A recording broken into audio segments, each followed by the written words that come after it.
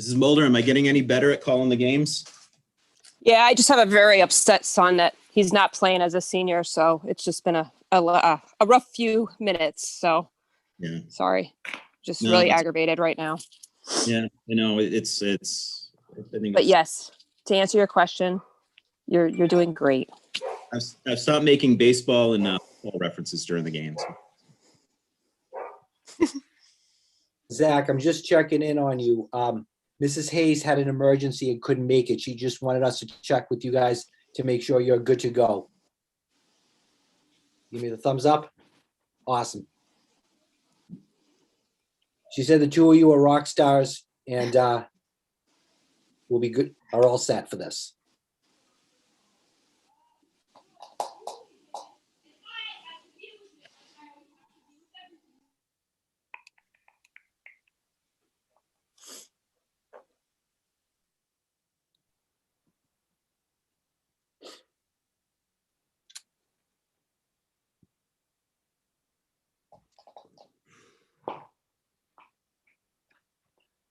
We are almost at 7. I see we're on YouTube.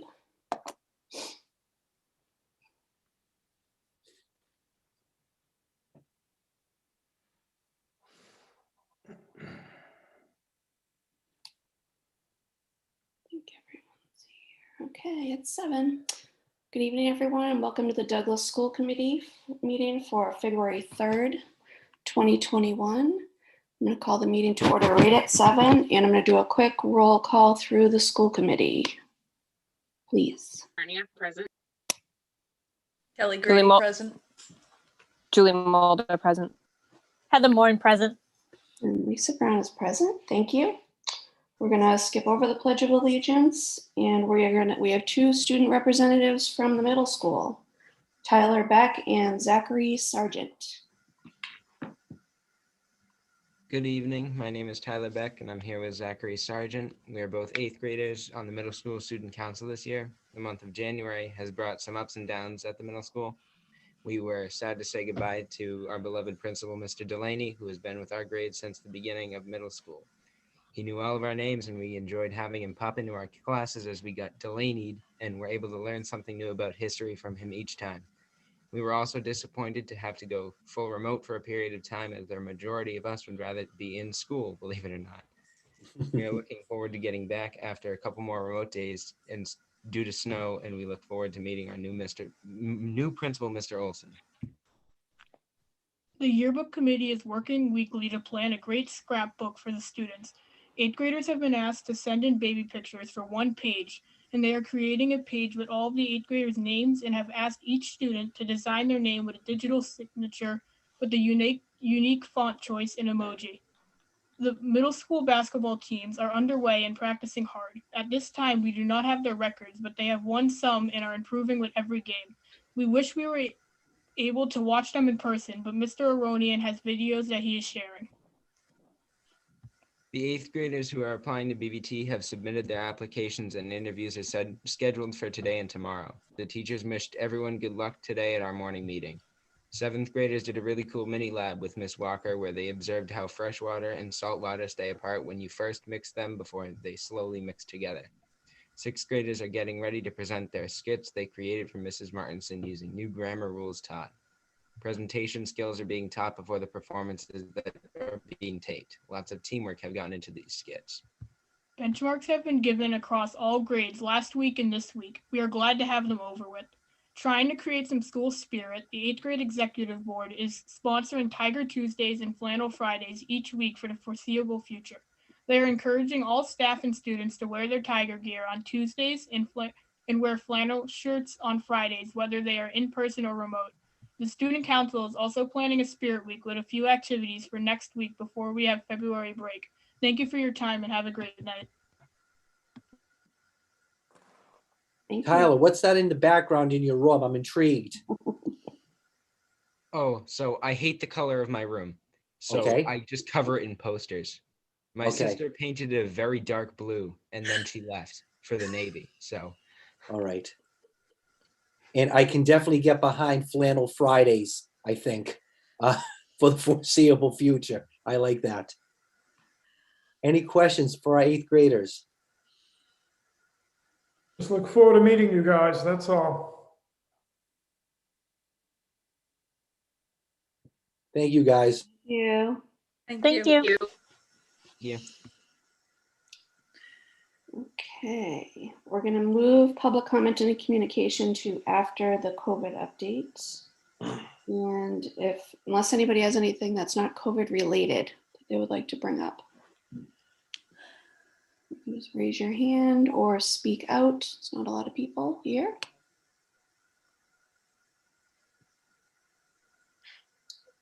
Don't see anything. So if anybody has any old business.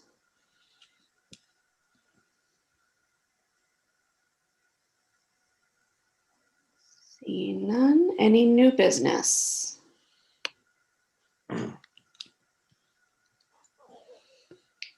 See none. We'll move on to Dr. Vieira. Hello, everyone.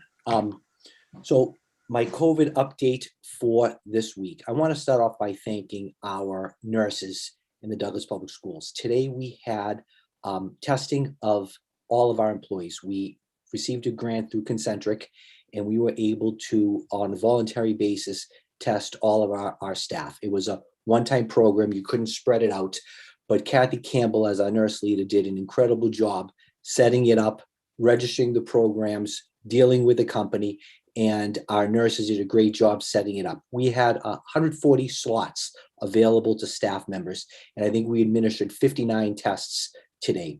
It'll take about 72 hours for everyone to get their results back, but we were able to offer this opportunity to staff. Again, it was a one-time free test for everyone who wanted it. And again, just another small thing that we're doing to try to help keep people safe and provide people with information. I am still looking at pool testing and potentially bringing that as an option to the schools. I had a scheduled conference call today with a school system who has been using pool testing through a third party throughout the school year. That got canceled and postponed until tomorrow, but I just want to get some information from them as to how it's working in their school, how much time it takes, how intrusive it is. Hope to be able to get some information to people going forward on our pool testing. I alluded to it a few weeks ago, but this week we found out that through two separate grants, we've received over $220,000 in grant allocation money. We're still waiting. We should know more by the end of the week as to what the parameters are that we can use this grant money on. We do know for certain that it can go towards remediation programs. Those programs are things that we're looking to implement this summer and next school year to help mitigate the gaps that have been caused by kids being out of school. Money can also be used for pool testing, and it can also be used for technology for students and for staff. So once we get the parameters of the grants, we can sit down and look at how we're going to spend the money, but really excited about that opportunity. As people can see from the numbers provided to us from the state level, our numbers are trending in the right direction for the past 2 weeks, significantly in this past week. So I'm really pleased to see them trending in the right direction. But I also want to remind people that we can't become complacent with the safety guidelines. We need to make sure we continue to follow them and adhere to them. They are working, and the hard work that everyone's done within the school system to keep our kids and our staff safe have worked. So we need to make sure we continue to follow these safety guidelines. Taking a little switch, I'm going to talk a little bit about curriculum, and a little bit about attendance, and a little bit about teaching and learning. And the principals are going to speak to that shortly. I've asked them to present in terms of where we stand with the curriculum from previous years compared to this year. It's important for us to gather this information as we plan for the remainder of this school year, as we build our programs for the summer, and we look to next year. We know that there are gaps because of missing time last year and the hybrid model. What you'll see after the principals present is it really varies from grade level to grade level and subject area to subject area as to what the gaps look like. We're seeing trends of anywhere from 1 to 2 weeks to over a month behind from where we were at this point in previous years. It's also important to note that we did start school 2 weeks later. Nevertheless, we are behind where we've been in previous years. I also worry about mastery. And although in some instances we might be a week or two from where we've been in previous years, I worry about whether or not kids have actually been able to master the material. We don't have the same contact hours that we had when we were in person. So although we've covered it, have the kids truly mastered it? We've covered the breadth of that material, but I'm not naive for 1 minute to think that we haven't been able to go to the depth that we have in previous years, given the difference in the schedules. As we're aware of, MCAS this year will be used solely for diagnostic purposes. I think the information we get from the MCAS exam will be very helpful to us determining where the gaps are and what students know and what they don't know. The other thing we're still waiting on is, will there be an adjustment to the benchmarks? The playing field across the nation is different. We have some community, we can look just locally to within Worcester County. We have some school districts who are fully remote. We have some school districts who've been fully in person, and we have some school districts who are hybrid. Those are three distinct models, and the playing field is not level for everyone. So we'll have to wait and see if there's any adjustments to the curriculum that we cover going forward. And the last thing the principals will share is a little bit about attendance tracking, both on our in-person days and our remote days. I had a conversation with Mr. Romano today, and he said that his attendance on in-person days is far exceeding what it's been in previous years. Kids are loving coming to school, and our attendance on those days has been incredible. What we're also going to see is that on remote days, we're going to see a dip in our attendance, especially in grades 6 through 12. Kids love coming to school on the 2 in-person days, but those remote days, there's definitely been a decline in attendance. And that impacts, again, how teachers are teaching on those in-person days and the material that we're covering. Principals will cover that when we get into their reports later on in the meeting. That's my COVID update for this meeting. More than happy to entertain questions from the committee if they have any.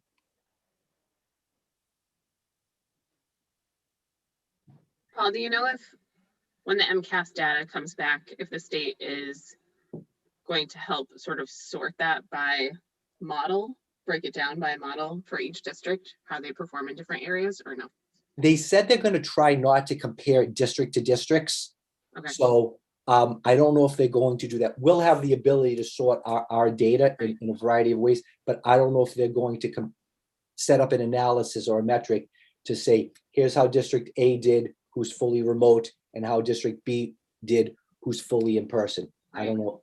It's a good question. Okay, thank you. You're welcome. Any other questions from anyone?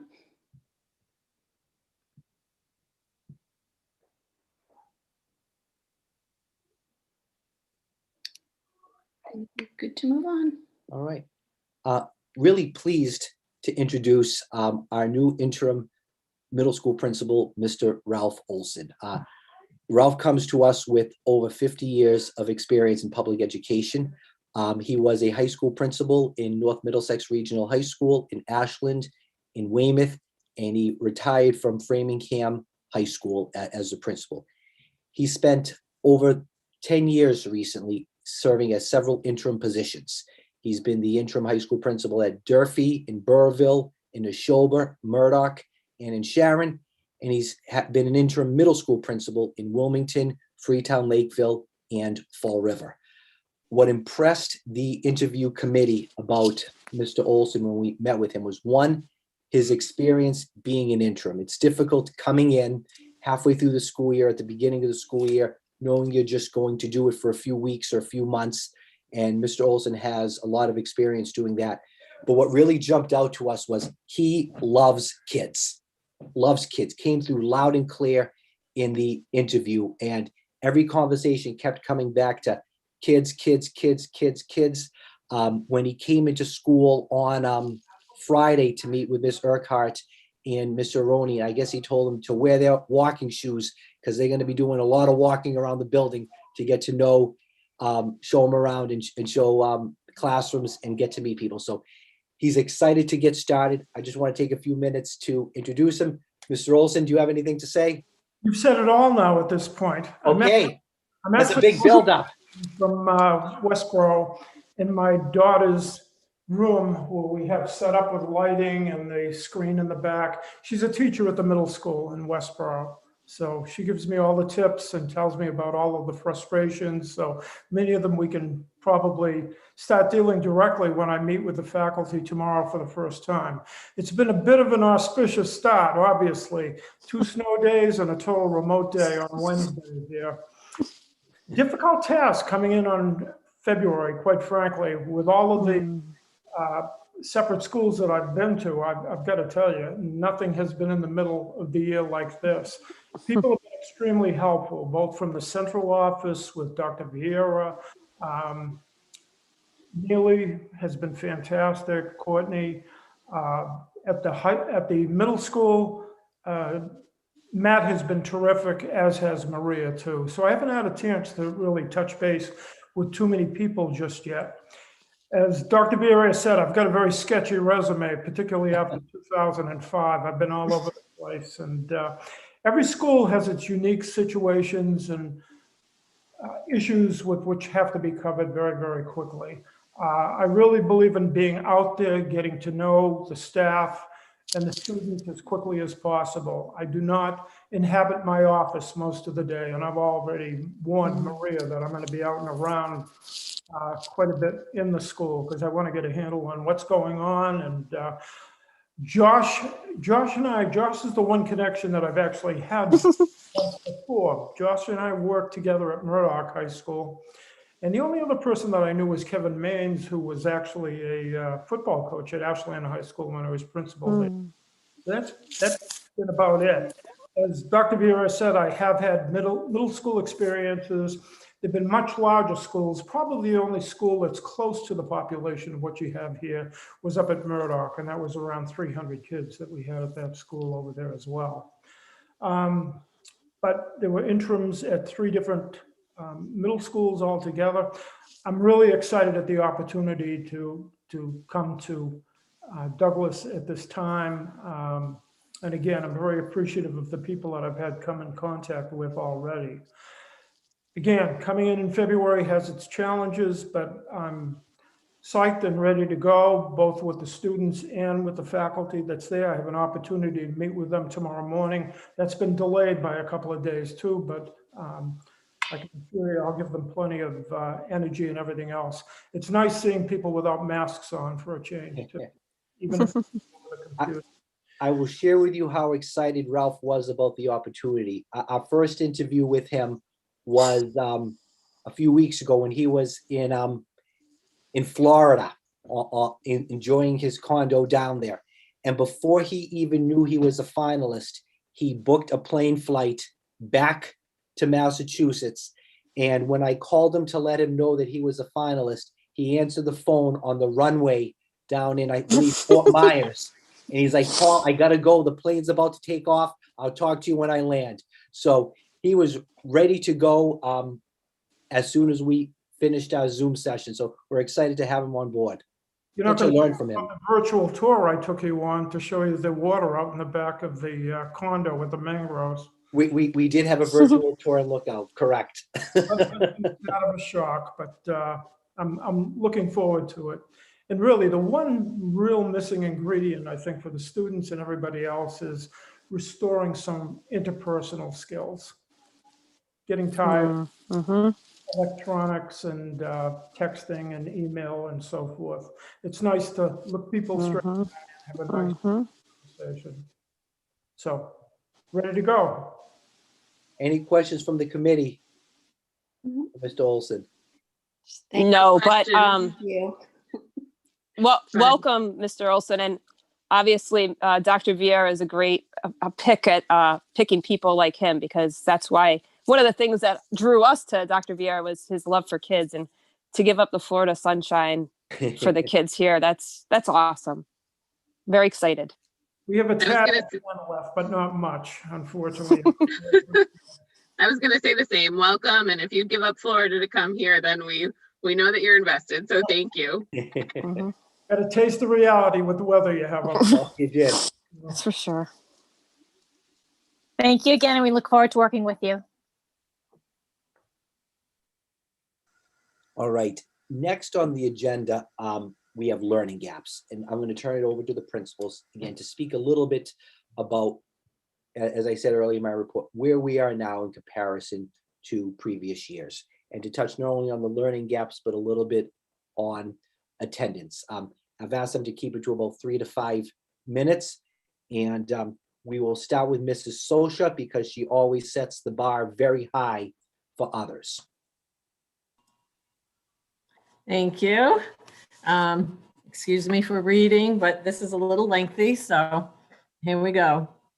As we anticipate larger than normal learning gaps as a result of remote instruction beginning last year, teachers, administrators, and parents are working tirelessly to keep our students learning. Most would agree that remote learning for our young learners is not a substitute for being in the classroom. During our remote learning days, we have noticed our attendance is inconsistent and much lower. This is due in part that parents are working and are not able to assist 5 and 6-year-olds on Zoom meetings. Another factor to consider is that although the teachers have made remote learning activities fun and engaging, 5 and 6-year-olds have a short attention span and are easily distracted by things at home. By definition, learning gaps are the difference between what a student is expected to have learned by a certain grade level versus what they have actually learned up to that point. If these gaps are not addressed, students are likely to fall further and further behind. Obviously, this creates a major challenge for our educators. At the end of last year, teachers identified what standards were met prior to remote learning, what standards were covered during remote learning, and what standards were not covered at all. So then teachers met from kindergarten with first grade teachers met with second grade teachers, and so on to share that information. Fortunately, our reading and our math curriculum spiraled from skills introduced in kindergarten and grade 1 to more practice in grade 2, and then on to mastery of skills.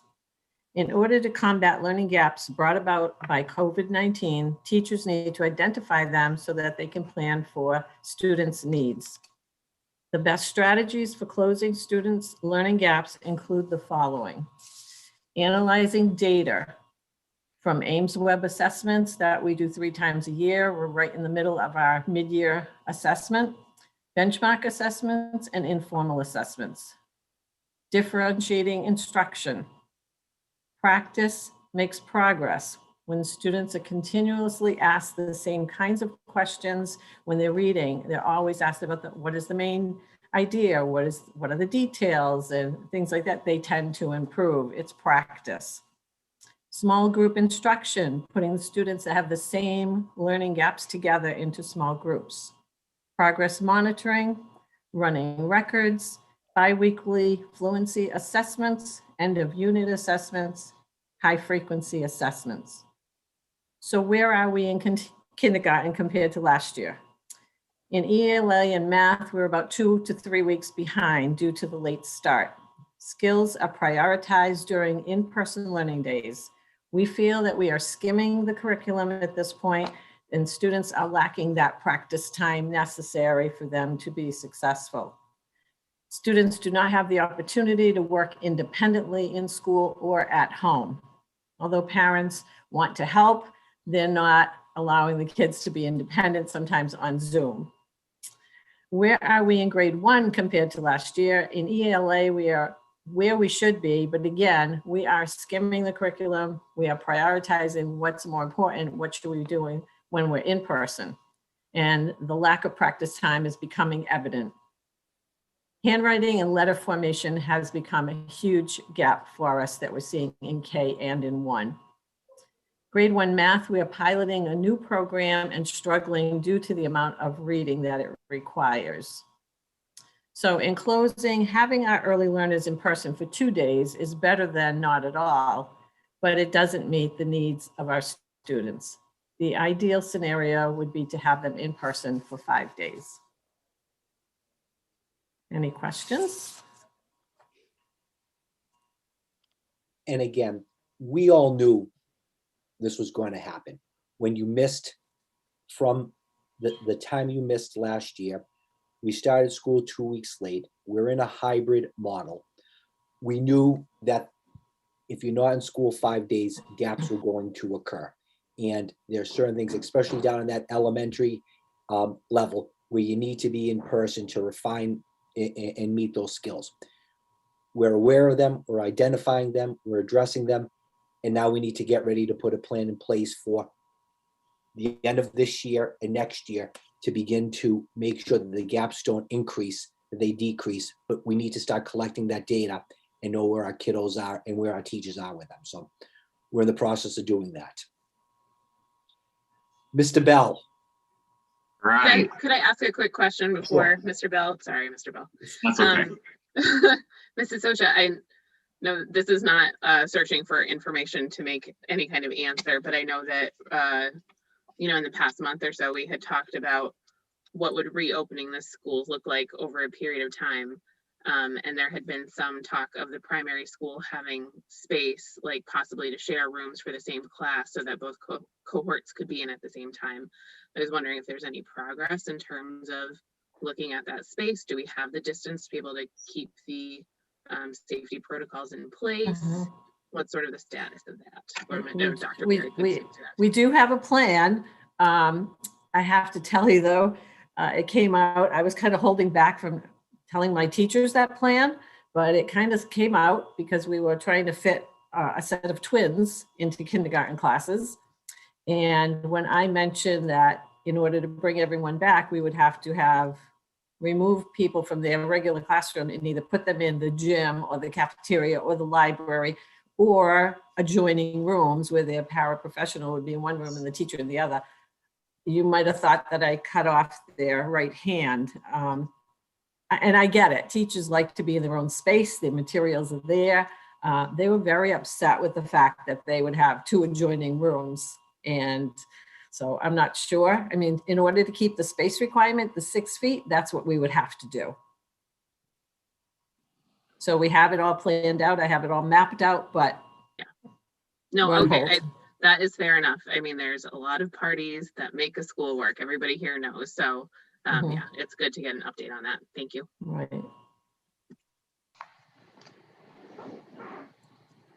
The Bell. All right, so I want to first start off by just saying thank you to our teachers and our staff. They've worked tirelessly, I know, at every building, but I see what happens at the elementary school every day, and we wouldn't be where we are without the awesome staff that we have. Today, we spent some time in our staff meeting, really digging into where are we at in the curriculum to kind of see, you know, pacing-wise compared to last year, where we are. For writing, science, and social studies, we are right where we should be, if not further ahead, because of the way we've done our schedules this year. There's actually dedicated blocks of time that I think in the past, you know, a math lesson might go longer, so we cut a little bit out of science or social studies, those types of things. This year, there's a dedicated block of time for science and social studies and for writing. And so our teachers were actually reporting that we're further ahead than we typically are in those areas. However, because of that, we aren't able to give that extra time in math and reading. And so those are the areas where we're a little bit further behind. In reading, we're right where we are in pacing wise, but obviously with level of mastery, we're missing out on some of those, you know, the mastery of phonics and those skills that we're learning as we go through the year. They cycle and we hit them several times, but our kids are just not at that same place that they typically are at this point. In math, same thing. Most of our grades were 1, 2, 3 weeks behind where they typically are. None of them were like, oh my goodness, we're too far behind. We're never going to get through everything. But it's far enough behind that we're going to have to push to get through everything this year. And we're also noticing that because we're moving through the curriculum pretty quickly, we aren't getting that depth that we typically get. We're also, like we were talking about, fact fluency in math today. We have, fourth graders that haven't mastered their addition and subtraction. Now we're throwing multiplication on top of it, those types of things. And I think we all know that if they don't have those basic pieces in reading and in math down, as they get up into the higher grades, those are stumbling blocks that cause them to have issues. So we want to make sure those pieces are in place. We have been giving our mid-year benchmark testing the last couple of weeks. And I have some preliminary data compared to where we were last year mid-year. In reading, our scores actually were slightly better than they were last year, which is really exciting. And in math, they were slightly lower than where they were last year. But just so everybody knows about these benchmark tests, they're taken on a computer, they're multiple choice tests. They measure basic knowledge. They don't do the best job at measuring that in-depth understanding. Do the kids have the number sense? Do they really understand the deeper concepts of reading, those types of things? So it was some encouraging data that, the things that the teachers are doing on a day-to-day basis and all the work the parents are putting on their end, we're holding our own. But we are obviously still concerned about that deeper learning piece, because I think that's where it's going to impact us further down the road. As far as attendance goes, we had last year an average daily attendance of about 97% of our students in person were present each day. This year on our in-person days, we're still at 97%. So on the in-person days, we have the same attendance we've always had. On the remote learning days, we're averaging 71%. We lose about a third of our kids on those remote learning days. With chronic attendance, last year, the entire year, out of 180 school days, students that had 15 or more absences, we had 10. And the most absences from one student without like a medical need or something like that was 20 absences. This year, through 85 school days, we have 10 students that have 15 or more absences. So in half as many days of school, we've already reached that same threshold. And we have 7 students that have 20 or more absences, going all the way up to 51 absences. So those students, and there's some similar names on the two lists, but it was really interesting to see that when those students that already struggled in person with sometimes being on time, being in school, we throw in the remote piece and they're dropping off the face of the earth, and we can't get them to engage. So our students are definitely more successful when they're in person. And we hear it from parents every day asking for their kids to come back to school, because when they're at school, we have control over those 6.5 hours a day. When they're at home, there's so many other factors that influence what they're able to do. So we definitely are noticing that impact in our students. The students that already had it together and were doing well in school before COVID are holding their own right now. The kids that were struggling or on the edge, they're the ones that are hurting right now as we're doing this hybrid learning. John, can you speak a little bit to what you, Mr. Aroni, and Mrs. Blessing do for the kids who aren't coming to school, some of the things you have in place and some of the reach outs that you do? So Mr. Aroni does a great job it's about once a month he runs a report to kind of to see where absences are at. And we flag, as we go through the year, the level of absences changes. The first month of school, or if no one's at 15 absences. So we look at who's at 4 or 5. Now we're looking at, who's at 15 absences. And we start off with a phone call. We see if we can, and sometimes it's Mr. Aroni does it, sometimes it's Miss Blessing. It really depends on who's had more contact with the families. Sometimes I'll make the phone call. Sometimes the teachers are making those phone calls. But just checking in with the families and seeing, what's going on. Is there anything we can help with? And a lot of times it is, the parents at work and the kids at home with an older sibling and those types of things, and they're doing their best.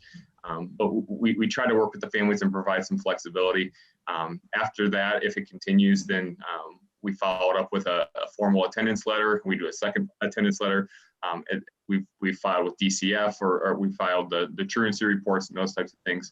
But we try to avoid those more drastic measures, and we try to work collaboratively with the families as much as we can.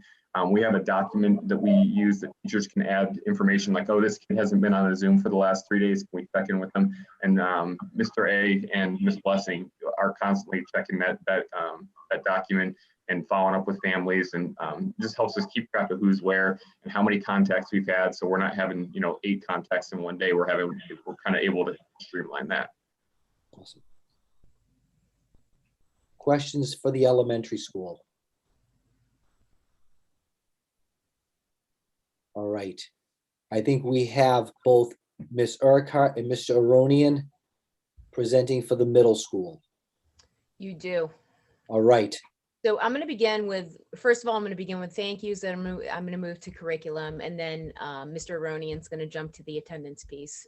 So first off, I want to thank the entire middle school staff for their level of flexibility and ease over the past few weeks. and dealing with an unexpected transition. They did a fantastic job and will continue to do a fantastic job with Mr. Olson, who we're very excited to have.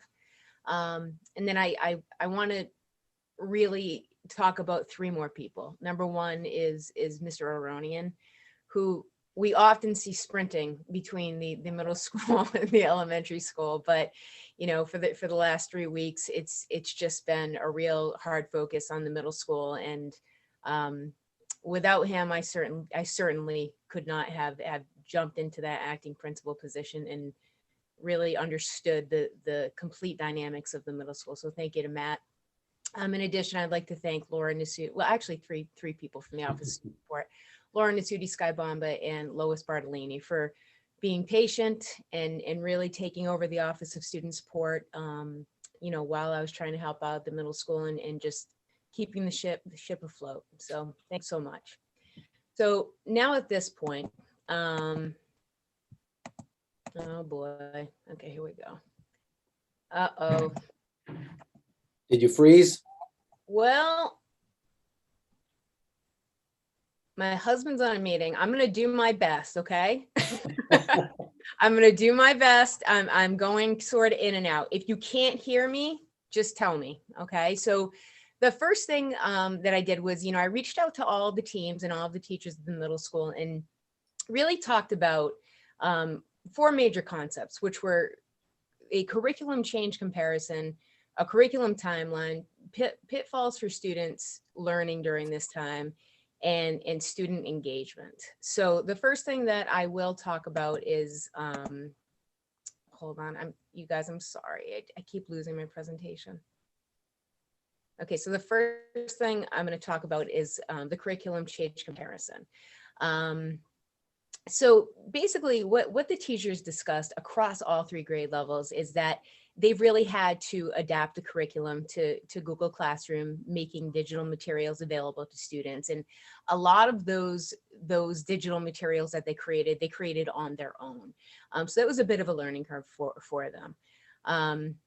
In creating these digital assessments and assignments and videos, they weren't just teaching to the kids who were in hybrid, but also teaching the kids that were in the Douglas Learning Academy. And they feel that changes really occurred in all of the curriculum areas. It wasn't just, specific to math or ELA or science and social studies. They found it to be across the board. They really recognize that Google Classroom is now a necessity, and it really is used as a platform for learning at this time. I think they always understood that keeping organized with grading was very important. But now they feel that there is a heightened importance and it's a lot more challenging.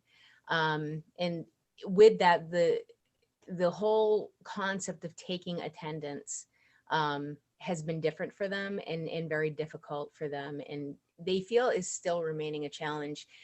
I think that they feel that they've acclimated in many ways to many things regarding curriculum, but something,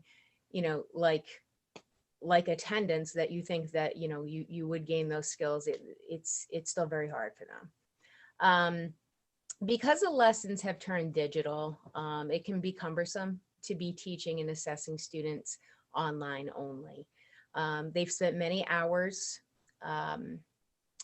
really establishing what the curriculum should be as compared to what it was throughout the years. And there's this overall feeling that they're really first year teachers again. And I think that a lot of your teachers at the middle school are very seasoned, talented teachers. And what can often come with that is obviously control over your curriculum, control over your knowledge of how to execute. And in many ways, they're feeling that, even with the professional development that was provided to them, they were so extremely thankful for that. But feeling in many ways that they didn't know what they were doing, for lack of a better term, and it's coming along. But what they're seeing with the curriculum is that at the end of the day, the kids are accessing better when they are in person. So then moving to the curriculum timeline, data and observation at Douglas Middle School is indicating that teachers are behind at least 1 or 2 months in some curriculum areas, as compared to a typical year. What I would have loved to have had, it would be the NWEA data. We are in the process, well, their middle school is in the process of that right now, so I do not have the data. However, I do feel that once we have that, I think that's crucial for everybody to hear about. So, what I can do is keep on top of that and work with Ralph and Matt, to see if we can come back to you guys in a few weeks and provide you with that, because that's some good data for us to look at.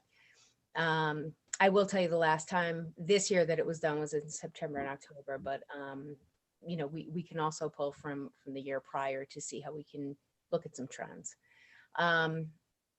Teachers feel that with the remote learning, in-person instruction, it seems that they're teaching multiple subjects. So even if a teacher in the middle school level is teaching just a math course, they still feel like they're teaching multiple subjects. And it's just this idea of catch up.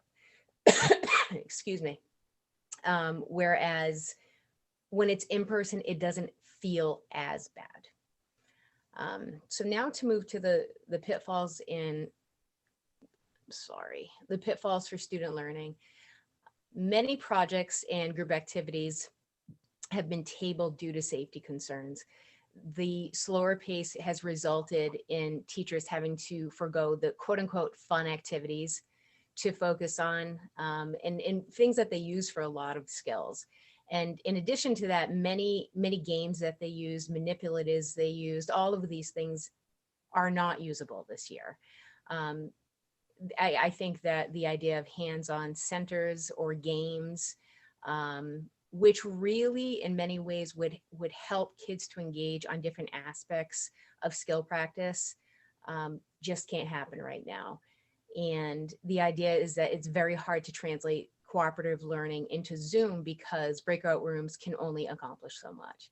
So collaborating with other educators, implementing projects that normally would take place, it just isn't feasible right now because of the idea of having to space out, the ideas of the mask, the ideas of not cross-contaminating, for lack of a better term.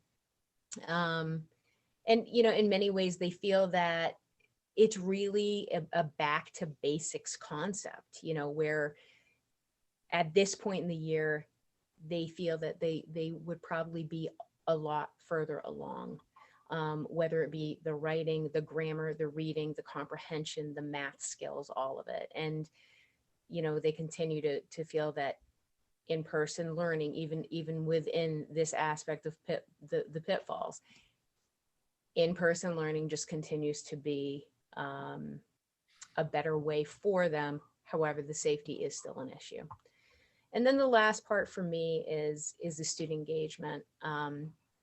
Teachers find that student engagement depends on the individual student. And I think I think that's in any sort of model. You are always going to have students that take to their education and display either different sorts of strengths or weaknesses or motivation or lack of motivation. But what they're seeing is that there are some kids who, and I think John and Cindy spoke to this a little, kids, even if they had the slightest issue, now we're seeing, especially with the remote, they're just falling away. So it's that idea that, some are struggling and some are just not thriving at all. And it appears easier to gauge student engagement in person because once a student is falling behind or struggling, it's difficult to catch them up in the remote learning. So that's basically it. Before Matt jumps into attendance, the other thing that I do want to talk about is just the idea of the social emotional learning, and I do think that as much as the middle school teachers have tried this year I think by utilizing the school adjustment counselor, Kate McCardle, school psychologist, Carolyn Thompson, Matt Aroni, and Jadina students, they've really tried to track, and John talked a little bit about that tracking. Matt uses a lot of that same tracking form at the middle school. It's been very helpful to see who our high need students are. But something that, you know, I was just actually talking about with Ralph today, that I think that the middle school would really benefit from, and all the schools would probably benefit from, is the idea of looking at now with COVID, what is high needs for social emotional, you know, because we talked about this at our blueprint meeting last night a little. You know, prior to COVID, we had this concept of increasing mental health. We had this concept of increasing drug use in some families. And then you add a pandemic on top of it, right? So what's that do? It snowballs into all sorts of additional social emotional issues. So what we might have to do is sort of reinvent that criteria, you know, and reinvent what high needs is and how we're going to address that for kids, and how, you know, again, not just the school adjustment counselor or the admin can do it, but all teachers within the classroom to help. So that is my piece. Matthew, you are up. Thanks, Neely. You know, I'm not, you know, listening to John, what John said, and, you know, to piggyback off Neely with the in-person learning and the social emotional piece. I'm not going to, you know, sit here and beat a dead horse, but we struggle just the same as the elementary school. I'm sure just as much as the high school does, because with attendance, because of that social emotional piece, especially at the middle school level. You know, some facts to throw out there, and it's at the lower estimate as I'm digging through IPASS. About 70% of our absences, 70% of all absences are remote absences. So in 8th grade alone, remote absences is most likely contribute to more than 70%.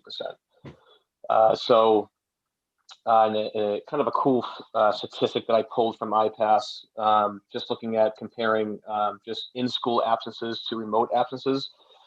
So in 6th, 7th, and 8th, if the student is in school, we average about 1.8 absences a day. So, you know, we have maybe one child out if they're in person in school learning.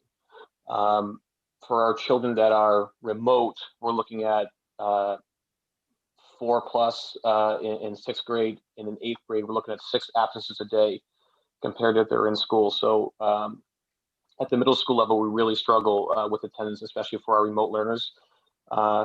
Another scary statistic to kind of throw out there is we have over 36+ students with more than 10 absences.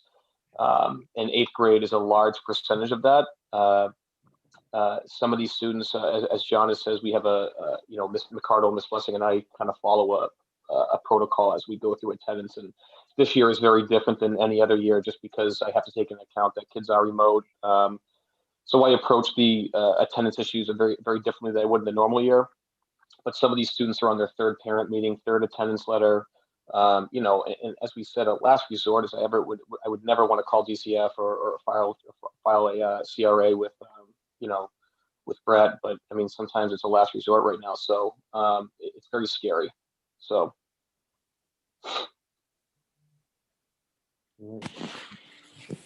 Any questions for the middle school? I have a few questions. Okay, so I was just taking notes as Neely was talking, and I love one of the things that has been brought up under a couple different circumstances, which is this word student engagement, because I feel like that is desperately what these kids are lacking. And yeah, they're lacking the social emotional, but that student engagement, I love that that's being discussed. But one of the things that was brought up was I have an issue with the attendance thing. So my understanding is there's phone calls that are made and then truancy letters get sent out. But what happens when you only get a truancy letter, but you don't get those phone calls previous? It's a little upsetting to a parent. And I'm just wondering, one of the comments that I heard was that it's hard to take attendance. So me, as a parent, I just learned what it means to be present in middle school. I didn't know that it just means that you have to show up to homeroom. And then like on Wednesdays, I have a kid, and maybe I'm telling you too much, but like I have a kid that basically on Wednesdays, he's like, I don't have school. My other 2 do, but he doesn't.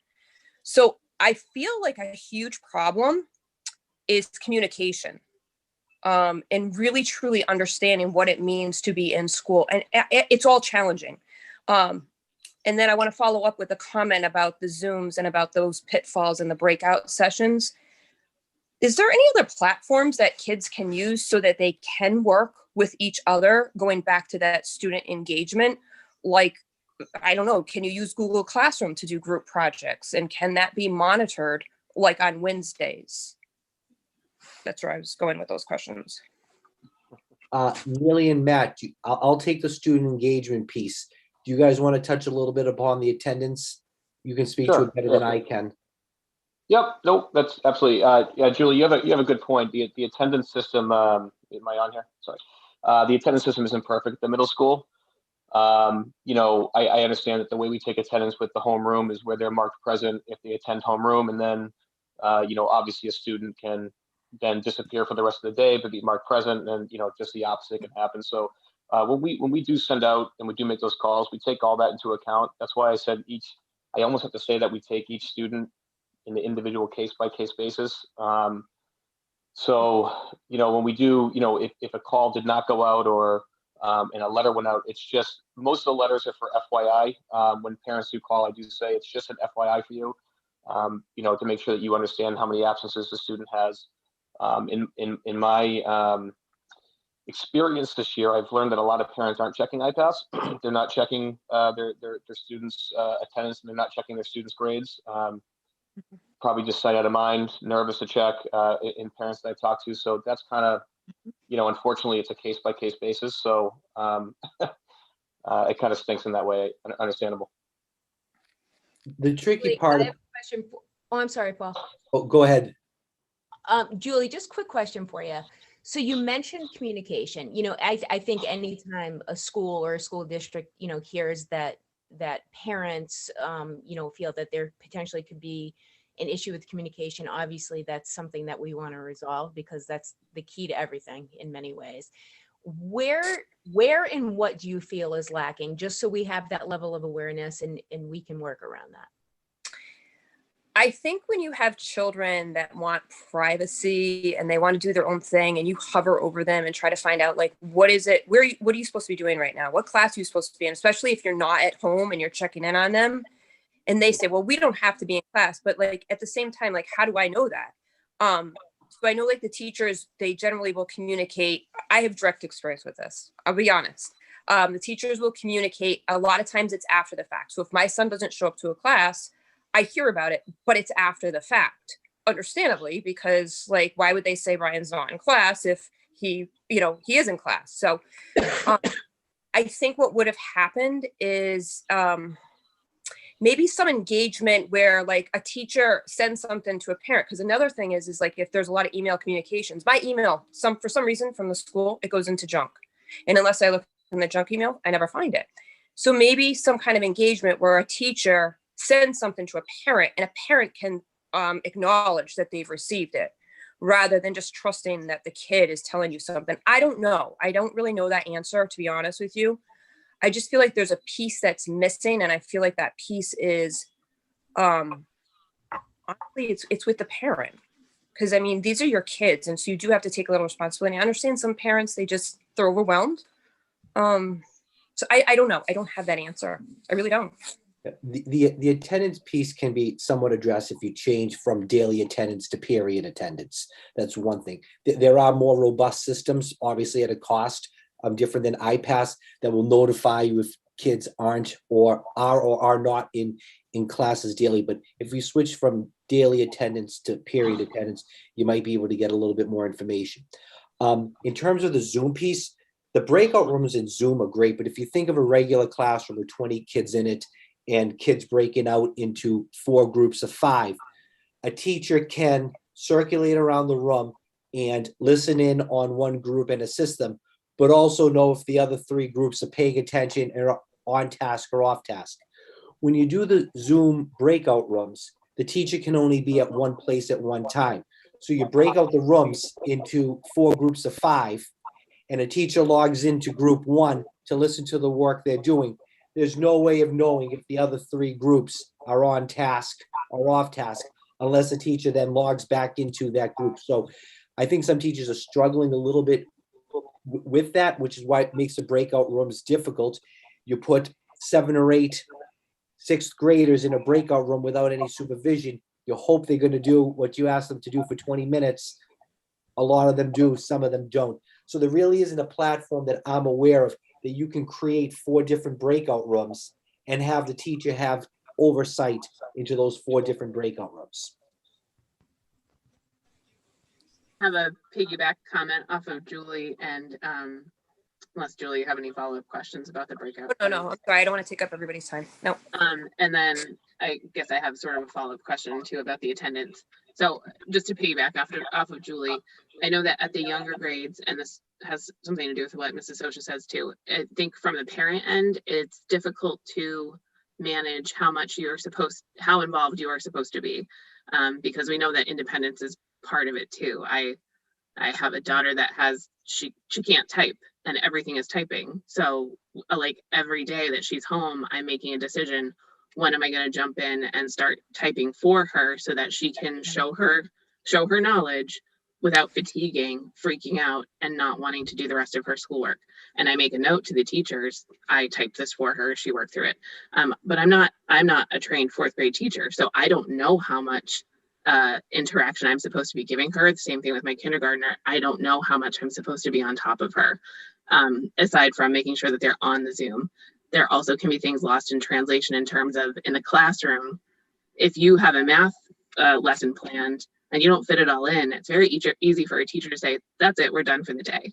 But once it's in black and white on that Google Classroom, it's difficult, at least at the younger age, and I assume middle school too, it could apply to anybody.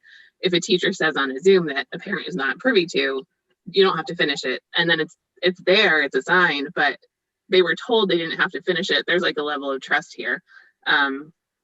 So I guess at least this is for information purposes for all of you. I think there is a lack of clarity on the parent end for how much we are supposed to be holding their hands through this process. And I don't know that there's anything you can do about it. It might just be the nature of the beast. And then my follow-up question is whether you find that, especially at the middle school, that the lack of attendance is related very proportionately to the lack of turning in material. Because I could also see a parent saying, hey, my kid didn't check in, but she did all her work. So what? But I don't know. Do we know if it's very related to students who are not doing the work either? Is there a correlation, Matt, that you've seen? Yeah, so that's a good question. Not necessarily. I mean, so most of our kids that have high absences are the ones struggling the most. So I guess there is somewhat of a correlation between students that are attending and grades. But in terms of students not attending and doing work, you know, I haven't seen that. I'll have to take a look. That's a good thing to look for. So I apologize for that. I don't apologize, but none of this is criticism. You know, I can say this until I'm blue in the face. Like, we're dealing with a global crisis, and I value everything that all of you are doing, everybody. So, you know. And can I comment on the student learning part, just the piece that they're online? You know, you asked if parents should be holding kids' hands and whatnot. You know, just being on the front line and having conversations with parents and having parents, you know, I have more parents sobbing on the phone to me that, you know, they're trying their best, they're sued, they can't. It's very, very difficult for the students to be learning online. It's not easy. We've thrown this at them, and though we're a year into this, you know, it's just online learning is not easy. There's a reason why colleges only let you take, you know, 2 courses when you're online because of the workload. So I try to explain to parents, these students are taking on 5 courses, you know, so it's very difficult. So I always say to parents, hold their hand as much as you can. You know what I mean? But if you want to let go, you can do that too. There's really no right or wrong how parents kind of approach that. So. Thank you. And I know at the beginning of the year, we reached out to parents, and I think Brian did it at the middle school, was some form of a class around technology. Maybe it might be worthwhile, especially in the younger grades, to have a discussion with PTO and some parents as to putting together an information session as to, you know, where is that line between what's too much hand holding and what's not enough hand holding for kids, and where do we build those independent skills. But it's also tough when you're home as a parent and you see your kid struggling, and by nature, intuitively, you want to dive in and help, you're like, do I do it? Do I not do it? And we're all learning through this, but that might be a good thing for us to look into after break, to have that discussion, or at least a town hall forum with parents, just to listen to them and have Cindy and John be able to provide some feedback. It's a good suggestion. And I just want to say one other thing. Again, not to beat a dead horse, but I've said this from even from last year. So kids, they're not engaged, but I think that we also have to start thinking a little bit more creatively. If we have this attendance problem, what can we do creatively to make it work? And so the first thing that always comes to my mind is when the PTO does their penny drives and stuff. Kids, they don't have that they want to do competition. They're sitting on their Xboxes and playing games with everybody, and they're engaged with a lot of their friends outside of school, which in some ways I hate to say it, but I actually think it's good for them. But maybe there's competitions within the classes and within the grades about who gets the best attendance, and then you get some sort of prize. I don't know, but maybe we need to go that route and see how that works. Make it so that they have that group bonding that they don't have right now in that class and that grade bonding. I don't know, that's just an idea, and it might work for middle schoolers, maybe elementary school, probably not the littler kids, but maybe, I don't know. Mr. Romano and I had that very discussion today, and he's going to talk a little bit about some ideas he has. I know we've talked a little bit, we heard it at the middle school with some things they're doing to build morale, build some school spirit and have it, but that's also, again, a good suggestion. I think we talked about doing a penny drive at one point with the 4 milk jugs and the pennies in and nickels and dimes for points, and maybe doing something for kids. But, anything we can do to increase that engagement and that excitement is a good thing. All right, Mr. Romano, the bar's been set high. Well, Dr. Vieira did say 3 minutes, so I'm going to try to stick to 3 minutes. In the 5 core academic departments, most departments vary from being on pace to up to 3 weeks behind, and it really depends on the teacher. So even within departments, you get that range of on pace to 3 weeks behind. To speak to a few specifics, in particular the AP courses, because in those courses we are held to an outside standard. The College Board sets the standard for how much curriculum has to be covered by what is going to be on that AP exam at the end. AP Bio, Chemistry, and Environmental, they're feeling that time crunch. The College Board released some revised pacing suggestions, and AP Bio and Chemistry, they're following that. Unfortunately, what that does is it takes out those highly engaging labs that they really enjoy doing. AP Physics is kind of the exception. They're ahead because the College Board actually changed the scope of the course. So Mr. Morris is actually a couple of months ahead in that course. I think he needs to figure out what he's going to teach towards the end. Math is about 2 to 3 weeks behind. Spanish, a couple of weeks behind. History, AP Micro is a few weeks behind. Mr. McGrath will make up for that by cutting into the review that they normally do. AP History is on pace. AP Gov, the pacing is okay, but what they're finding is that he's not able to go into the depth that he normally would go into for that. And I think that's pretty common, not just in the history department, but across departments. The history department did make some significant changes with their curriculum, teaching themes as opposed to teaching details in the college prep and honors level courses, which has kept them mostly on pace, but it inherently means that you're sacrificing the depth and detail in order to cover the sweeping overall themes of history. In ELA, they're struggling to fit the writing in. They're probably a few weeks behind where they normally would be. They're just getting ready, for example, in the freshman classes to do the interdisciplinary research paper that they do. They're going to end up doing less literature this year. For sure, they're trying to fit all the writing that they normally would do. So that's kind of where we are as far as curriculum. Any questions on that? No, I'm just going to do my usual. AP Chemistry is kicking our butts in this house. I got to tell you, I appreciate everything she's doing, but these kids who are trying to do these AP Sciences at home, it's just brutal. Ms. Dower is one of the best chemistry teachers I've worked with, and that course is quite the thing when you're not dealing with COVID and face-to-face time, and you can't do the labs because you have to keep socially distant. So it is a significant challenge. As far as attendance, The attendance for remote students were generally about 30% of the kids miss at least part of the day. And we do period attendance. And the way that that's tracked is, did they complete their assignments for the day? About 30% of the kids miss at least one class. They don't do that work, or they don't do the daily check-in that we do. Unfortunately, a lot of those students are also our more high need students. So they're students with disabilities. And it has a disproportionate impact on their learning that they're missing significant amounts of school.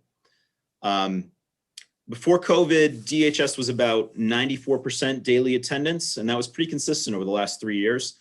This year, the in-person attendance, it's about 85% for cohort A, about 90% for cohort B. That was one of the things that Dr. Beer and I actually talked about this morning, is kind of having, making it competitive between the cohorts to get higher attendance. And then we also talked about, I was kind of thinking, you know, kids who have perfect attendance for so many days, they can get cocoa or coffee and donuts from me and Mr. Vega. Who wouldn't want to get munchkins from Mr. Vega? But just kind of come up with some sort of incentive for the kids to have to bring their attendance up.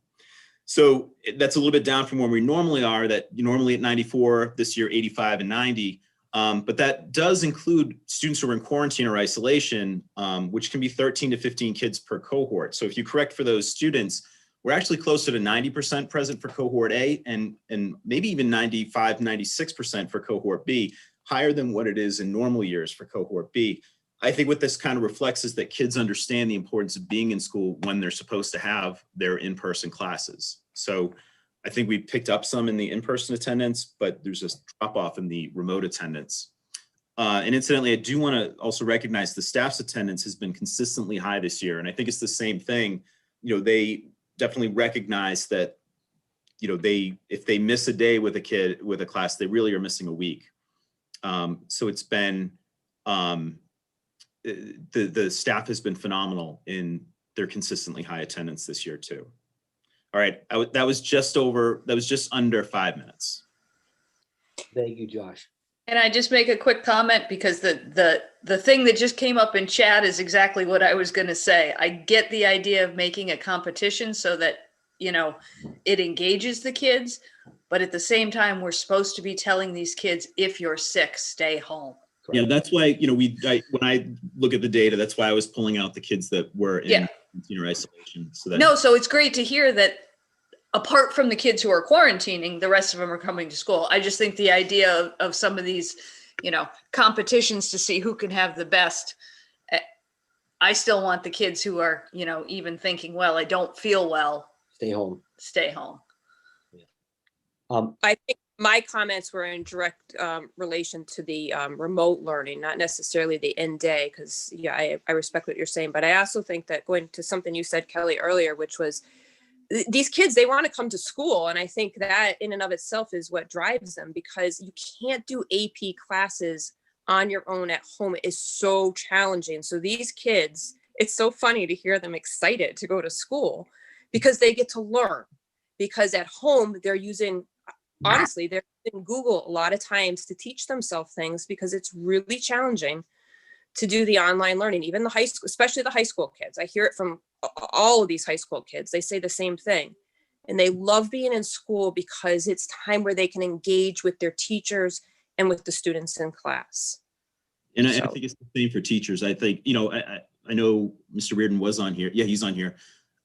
Kevin and I have said over and over again, we want to just be back to normal. Like, we want it to be the way it was before, because that's clearly, like, nothing really replaces that face-to-face interaction. Am I allowed to speak? Can I make a comment, Ms. Brown? Go ahead. First of all, I'd like to say hello to Mr. Olson and welcome him to Douglas. I am the DTA president, and I hope I never have to sit with you for a grievance or anything like that. So,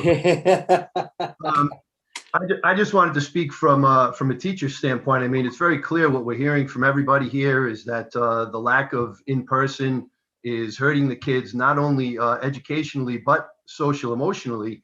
I'd like to speak just from my own personal success. Over the last 3 days while we were remote, my kids were attending my Zoom sessions. We had great interaction. I was able to cover my curriculum consistently for 3 days in a row with no gaps and no interruptions. I haven't been able to do that in the hybrid model. We want to be full in person. Nobody wants to be full in person more than the teachers do. That's where we shine. That's where we do our thing with the kids, and that's why they love being there. So I guess I'd ask the committee now, just after listening to all the different reports from all the different principals, if the hybrid model is failing us both educationally and social emotionally, are you regretting that decision to choose the hybrid model? As a point of order, Madam Chairperson, this is not a public comment part of the agenda. We recognize Mr. Radin to be able to make a statement, and that's fine, but we're not, this is a superintendent's report, and we're not engaging in debate back and forth in this time of the agenda. My apologies for speaking out of turn. Thank you, Mr. Reardon.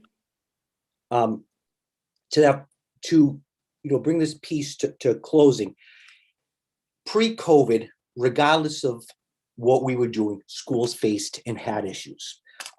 You go back to last year, 2 years, 3 years ago, kids didn't come to school, kids struggled social emotionally, kids had issues in school. We struggled with writing, we struggled with reading, we struggled to engage kids. Prior to COVID, the model that we had and that we were experts in, we still had struggles with. So as we listened to this report, one thing that it highlighted to me was, regardless of the model that we're in, and I'm going to look at 4 different models: a pre-COVID model, a fully in-person model during COVID, a hybrid model, or a remote model. There are challenges, and we've seen those challenges firsthand with the hybrid model. We've seen the challenges when we're fully remote, and we've seen the challenges being in a fully in-person model as we've had in previous years. I think what this did is this highlighted the fact that we're cognizant of these challenges, we're cognizant of the issues, and we need to start planning for what's going to happen the second half of this year and what's going to happen next year as whatever model it is we go into. But the principals, along with the staff, did a fantastic job assembling and accumulating a lot of data and a lot of information. And we knew that giving kids a choice of whether or not they're going to log on or not log on a remote day, we knew some of them wouldn't. The data really doesn't surprise us. What I want to dive into now, especially after we get the NWEA data from the middle school, and we spend some time looking at the additional data coming out of the Ames web, is how do we begin to address those gaps and assemble a plan? Part of that $180,000 ESSA 2 grant is going to allow us to build remediation programs for the summer and for next year. Had a meeting with Mrs. Sosha, I believe it was on Monday, in which we started formulating some ideas as to what that program would look like. One thing we talked about with Mrs. Keegan was, in a summer program, how can we incorporate busing for students so parents don't have to worry about bringing their kids to school for a summer program, that we can bring them in. All this data that we accumulated over these past few weeks with principals is going to help and guide us in those decisions going forward. So I know it sounds like there was a lot of doom and gloom in this presentation. There was a lot of data, but if we go back to pre-COVID, principals always were dealing with attendance. Principals were always chasing after kids for not coming to schools. Teachers were always calling home saying little Johnny's not doing the homework. Teachers always said, we keep on adding to the curriculum, but we're never adding to the school day or adding to the school year. So we've always faced challenges, but that's what we do in education. We see the curveball and we learn to hit it. And I think our staff has done a fantastic job this year. I see it day in and day out, walking in and out of classrooms, talking to people, listening to principals and hearing what's going on inside the classroom. They're knocking it out of the ballpark with it, but they're learning to live within this confine of this hybrid system. And again, regardless of the model we're in, and regardless, again, pre-COVID, post-COVID, we're always dealing with a lot of factors to try to better educate our kids. I don't know if the committee has any other questions for the principals on their reports.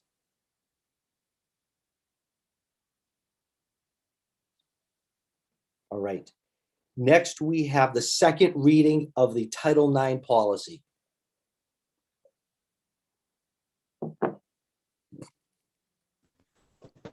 Ms. Urquhart.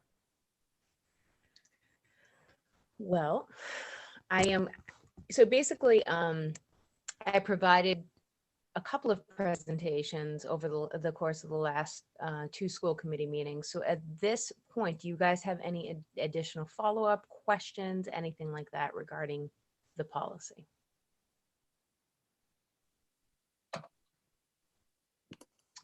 I think it was pretty straightforward.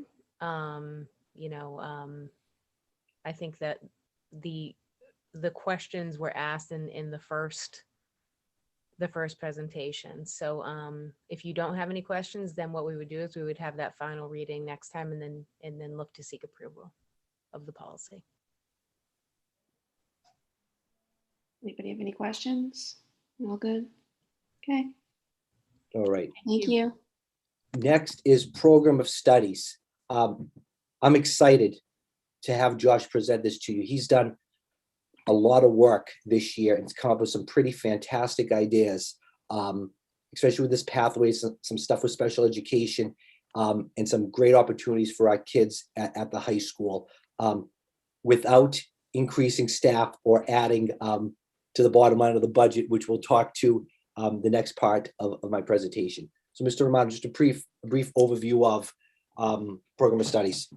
Sure. So I had shared with you a short little slideshow that kind of speaks to what we're doing. And so my mentor, who was a very wise man, mentored me when I was an assistant principal. He taught me to build up opportunities for kids, and that's what we try to do is. My mentor was Mr. Olson. So just to throw him a little bit of a credit. So some of the things that we've done is we've raised our graduation requirements. We began changing them in the 2018-19 school year. And what we've done is we've added a 10 credit Spanish graduation requirement. I think I put 5 in your packet, but it's actually 10, and a 5 credit fine arts requirement. And what that did was that brought us in line with what are called the Mass Core standards. Mass Core recommends graduation requirements for schools. And what they recommend is that they're in line with what the requirements are to get into a school in the UMass system. So we were short by our foreign language requirement and our fine arts requirements. We added those in. So starting with this year's junior class, next year's senior class, all students must meet the Mass Core recommended graduation requirements with some allowances for students, for example, who have a language processing disorder, to not have to take the Spanish graduation requirement. Our Mass Core rates the last few years, we were at 41% with the class of 2020. So that's 41% of our kids who graduated eligible for admission to UMass. The year before that, it was only 33%. If you go back a couple of years, it was only 21%. So we've already made some significant gains in meeting those requirements. And what that does is that makes our kids competitive with other schools. The state average for Mass Core completion is something like 84%. So if 84% of the state's kids are making that standard and only 30% of our kids are, we're behind. Our kids aren't competitive with other schools. So I'm looking forward to that change. We've added some new courses too. So some of the new ones, we have a new senior capstone option. It used to be senior project, and every kid used to do a community service type project with a research paper as a senior.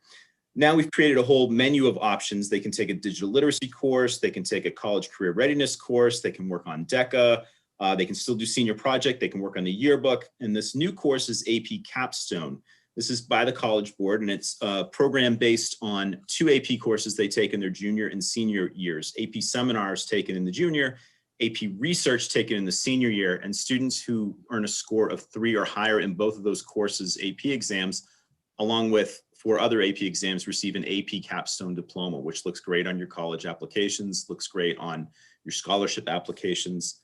We're excited about that program. Miss Malo is going to teach that. We also applied for a grant to get her trained for that program. So it's just another great option. I think it'll be our 15th AP course here. We have a couple of new new art courses that are coming in as part of that graduation requirement. Mrs. Stan did an amazing job of sort of revamping the art offerings that we have here. So next year she'll be offering Advanced Drawing and Painting 2 and Sculpture 2. She offered 1 this year for the first time. So she's really expanding those opportunities for our talented art kids. We'll be offering night drama and stagecraft, just like the band and chorus that kids can take after school for credit. They'll be able to participate in drama for credit. That'll help them to make that fine arts requirement. We have a couple of new science courses that we planned for last year. They didn't run this year, but we're going to offer them again: marine biology and horticulture, and a bunch of new Spanish courses. Really trying to build up our kids' interest in language. So they're not just taking Spanish 1, 2, 3, 4, but Spanish music and dance, Spanish legends and film, geography and history of the Spanish-speaking world, to kind of give them some other options for their foreign language studies.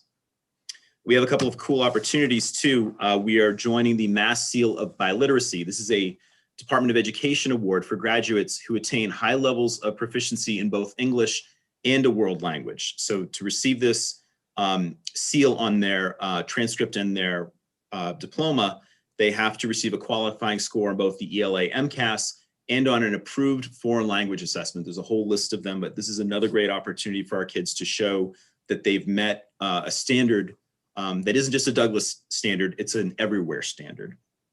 Mr. Gine is working on getting certified to certify students with the OSHA General Industry course. This is a 30-hour course that's needed for most types of manufacturing facilities, logistics, warehouse, things like that. And the kids will get a US Department of Labor OSHA wallet card to go with it. And he's looking to incorporate that in the manufacturing curriculum. Another opportunity for our kids who are more of a vocational path, but couldn't or didn't want to go to BVT. We have a new work study option. We're going to let kids basically work as teaching assistants, where they will work with a teacher, help supervise group works, basically work as tutors, and they'll devise and teach lessons under the guidance of the teacher. So it's a kind of a mentoring relationship between a student who wants to get into education and a teacher who's willing to take them on. And then we've also heavily invested our sweat equity. Is that how you put it, Dr. Vieira? I did. The collaborative courses that share students and resources among the different Dual Valley schools. So this year we have a cybersecurity course and a welding course that we're taking part of, and the plans are for that to continue. We also have our pathways. These are kind of a way to guide. It's a roadmap for students who have a particular focus and an interest. So it's similar to a college major. They have to complete certain courses, maintain an 80 or above in those required courses. There's usually additional things that make them more of a well-rounded student. So it might be additional community service hours, or a themed senior capstone, or membership in clubs, an internship or work study. And what this basically does, if a student makes all those requirements, they earn this designation on their transcript and their diploma, another thing to put in their college and financial aid applications.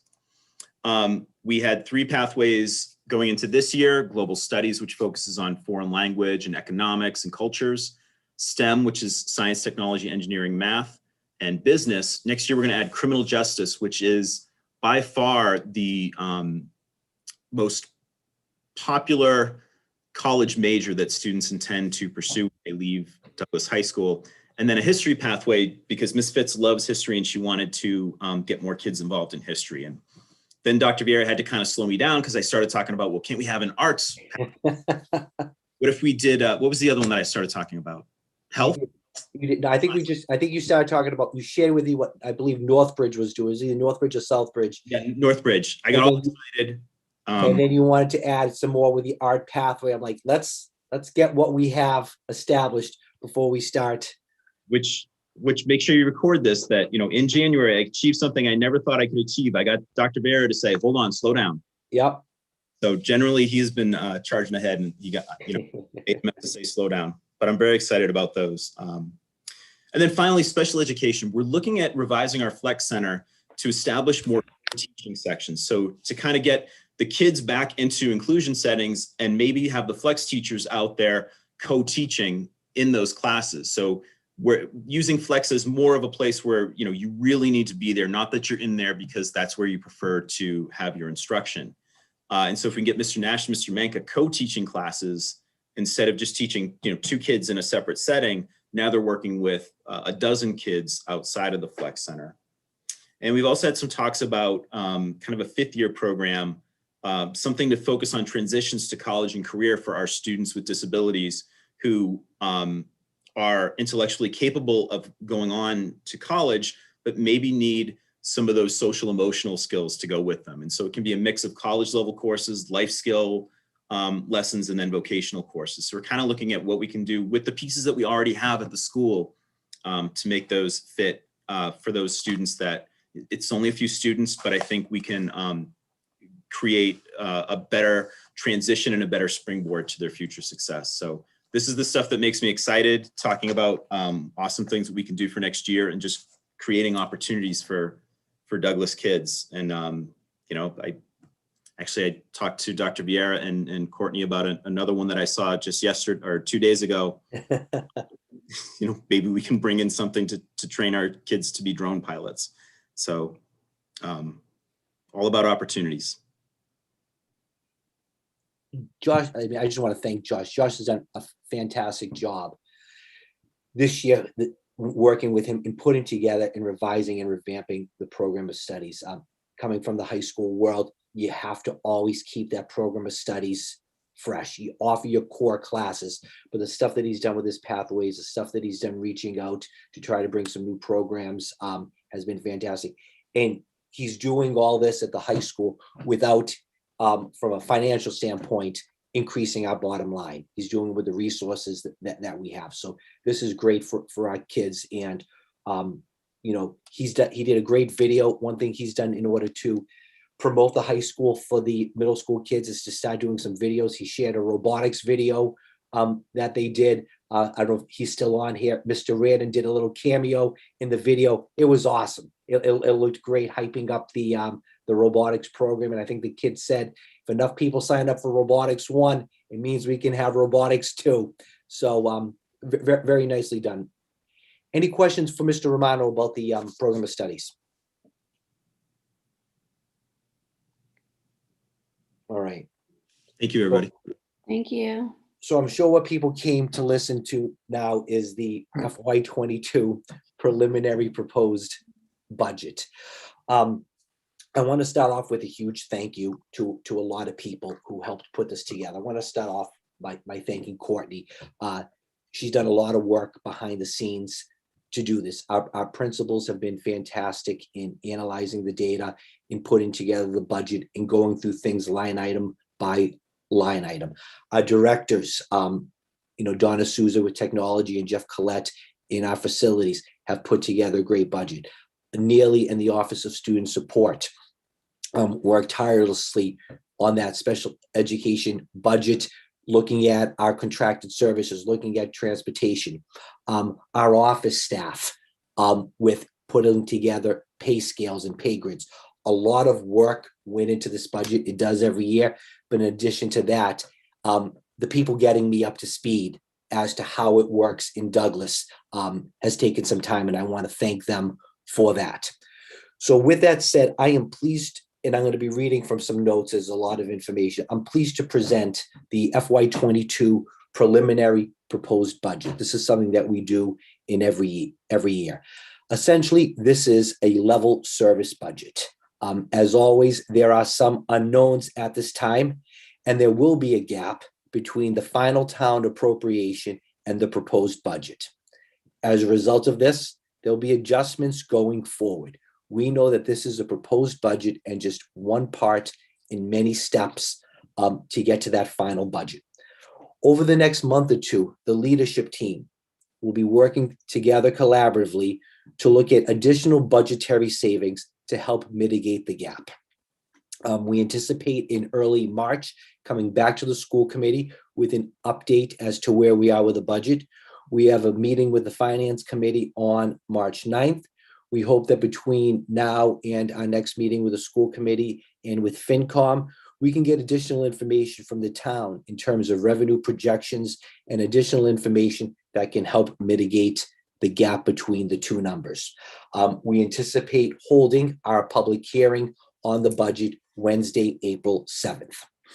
The FY22 preliminary budget tonight represents a 7.46 increase over our FY21 budget appropriation. That's a 7.46 increase over FY21 budget appropriation. In order to get down to that number, to offset it, we used several revolving funds, grants, and donations in order to get down to that 7.46. Just for a point of comparison, in FY21, from the offsets, we used $2,713,242. No, I'm sorry, I take that back. In FY21, we used $2,534,596, and this year we used the 2.7 million. That's a difference or an increase in $178,646 increase we used in revolving accounts from FY21 to FY22 in order to help mitigate the gap between the two. In addition to budget adjustments that we'll be working on over the next month, there's some additional things that we're also looking at, but they're not known at this time. We don't know if we're going to be eligible for special education circuit breaker extraordinary relief. We still don't know if we're going to be eligible for it. And if we are eligible for it, we don't know what the dollar amount of that will be. We won't know that amount until later on this year. We know that we received the ESSA 2 grant in the amount of $184,307. We still don't have the full parameters as to what we can use that money for. We'll know that hopefully the end of this week. Beginning of this week, we received a COVID grant in the amount of $49,125. We're hoping that we can use some of that money to offset some COVID expenses from this year that could potentially help mitigate some of our FY22 budget. We're in the process, working with the Office of Student Support and reviewing a potential partnership with SWEC, the Southern Worcester County Educational Collaborative. Joining them and becoming a member could have some potential savings in our budget. This preliminary FY22 budget, again, preliminary, represents a 7.46% increase or $1,029,381 over our FY21 appropriation. We still don't know and will not know for another month or two what the final FY22 school department budget will be and the final appropriation that we will have. At this time, in preliminary discussions with the town, there is a potential for a 1.5% increase or $206,907 over our FY21 budget appropriation. This would lower that $1 million delta to $822,474 in order to reduce the budget.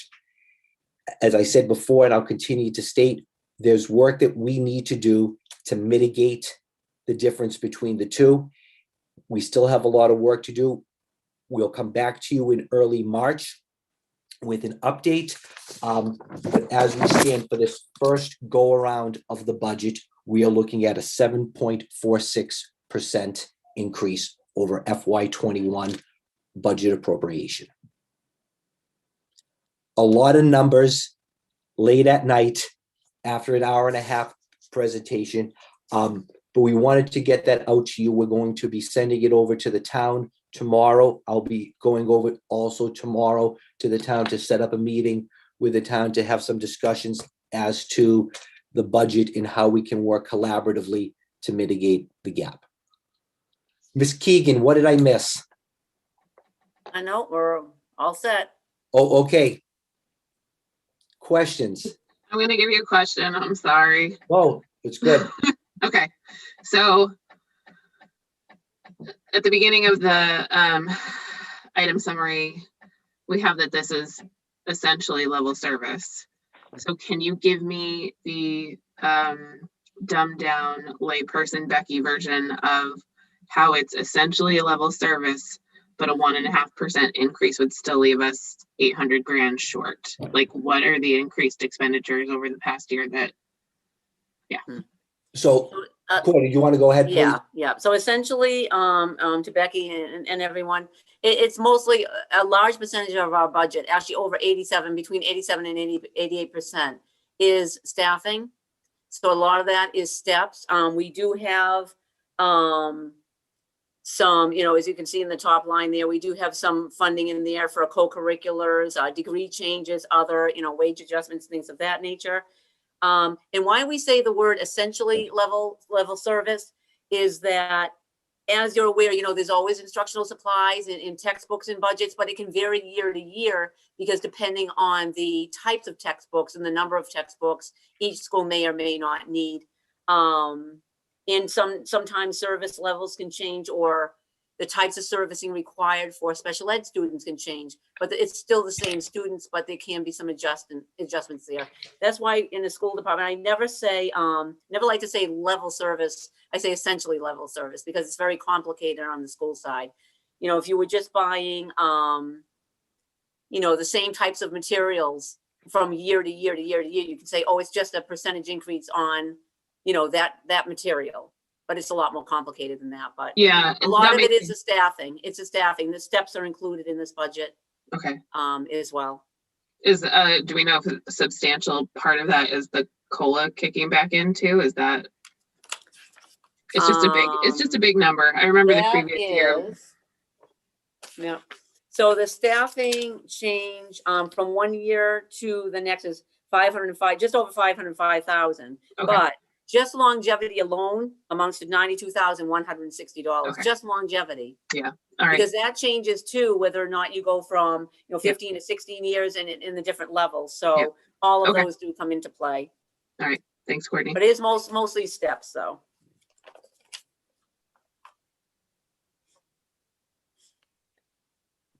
Other questions?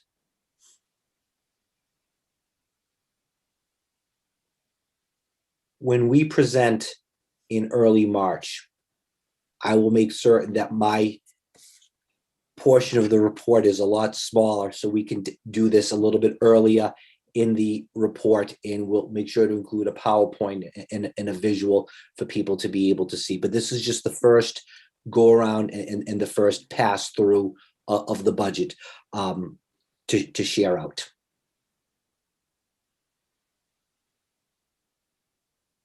Any additional questions? All right. That's all I have at this point. Yeah. Okay, we'll be moving on to the school committee and subcommittee report, accounts payable. Okay, so I signed warrant 31 school 21 dated January 28th, 2021, which was 5 batches totaling $91,868.17. Warrant 30 school year 21 dated January 21st, 2021, which was 8 batches totaling $369,218.27.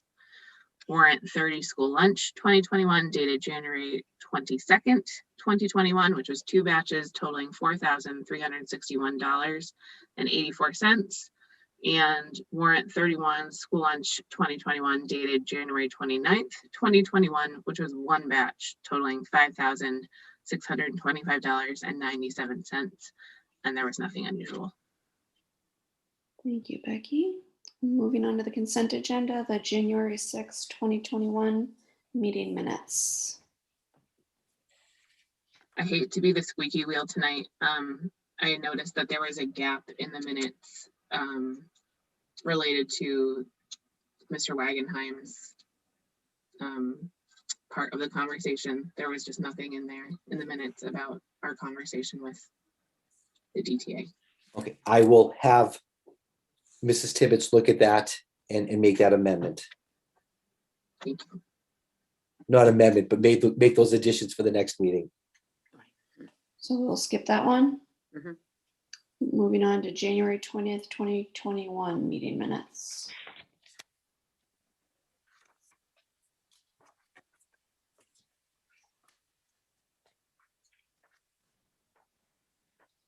Okay, now I'm wondering if I have the wrong one.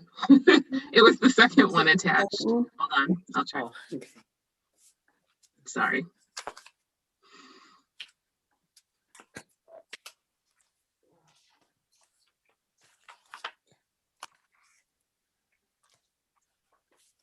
Correct, it was the second one. Yeah. So we're good with the 6th? Yes. Okay, we'll go back to January 6th then. Sorry, my apologies. Okay, no problem. January 6th, 2021 meeting minutes. If nobody has any issues, I'll be looking for a motion. I'll make a motion to accept the school committee meeting minutes dated January 6th, 2021. Motion made by Kelly, Second, second by Heather. Roll call vote. Becky Charniak, aye. Kelly Grady, aye. Julie Mulder, aye. Heather Moore and I. Lisa Brown, aye. Thank you. Moving on to January 20th, 2021.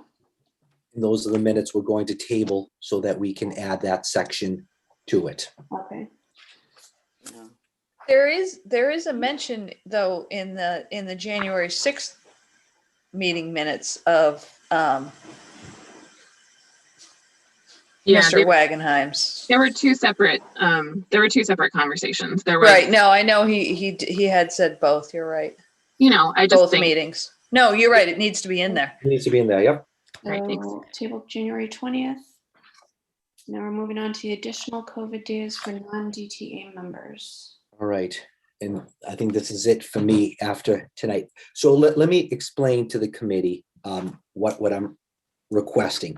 As part of our MOA with the DTA this summer, all members of the Douglas Teachers Association received 5 additional COVID days. These are days that cannot be carried over from one year to the next and expire on June 30th. These were put in place so that if a teacher was symptomatic or living with someone who was symptomatic, and out of an abundance of caution, they would stay home, that this time would not cut into their sick time or their FFCRA leave. This option was not extended to paraprofessionals, ABAs, custodians, cafeteria workers, administrative assistants, secretaries, or administrators. Prior to December 31st, 2020, this really wasn't an issue because everyone had the eligibility through FFCRA, the Families First Coronavirus Response Act. However, on December 31st, 2020, FFCRA ceased to exist. So what I'm respectfully asking the school committee to do is to approve that now that FFCRA is no longer an option to all staff members, I'm recommended the school committee approve 3 COVID days for all non-DTA staff members to use between February 4th and June 30th. Should they become symptomatic or should they be living with someone who's symptomatic and need to stay at home out of an abundance of caution? This is something that all of our teaching staff and members of the DTA have, but everyone else does not have access to. And I know our teachers are in front of kids, but so are many of our secretaries, our paraprofessionals, our ABAs are there, our cafeteria workers are with kiddos all the time. So I just ask that the same opportunity that was afforded to the DTA members also be afforded to the remainder of the Douglas employees. If people have questions, I'll be more than happy to answer them. I know this is a big ask, but I just want to be fair and equitable to everyone that works for us.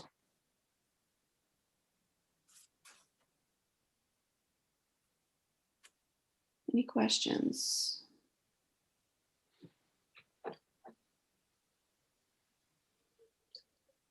If not, there is, does everybody have the paperwork? There is a motion.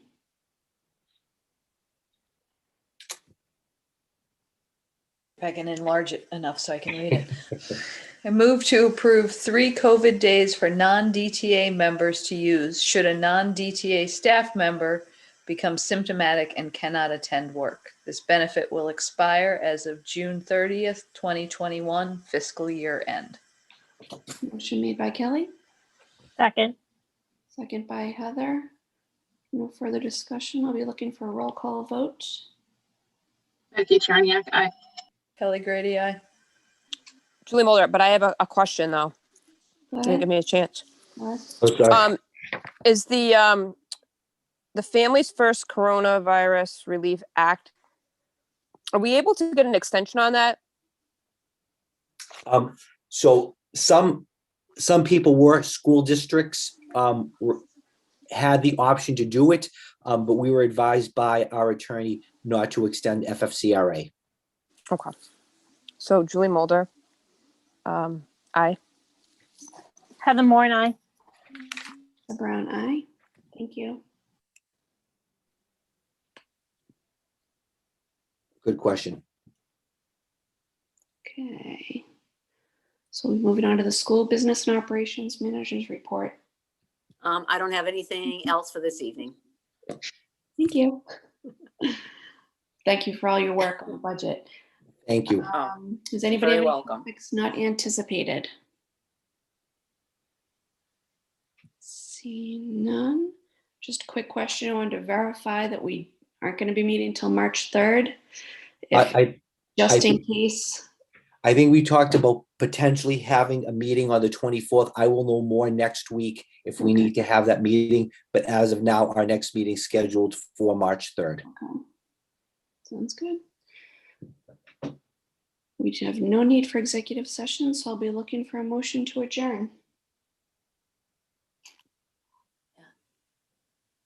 I move to adjourn the February 3rd, 2021 school committee meeting at 8:44 p.m. Motion made by Becky, Second. second by Heather, and a roll call vote. Becky Charniak, aye. Kelly Grady, aye. Julie Mulder, aye. Heather Moore and I. Lisa Brown, aye. Thank you, everyone. Thank you.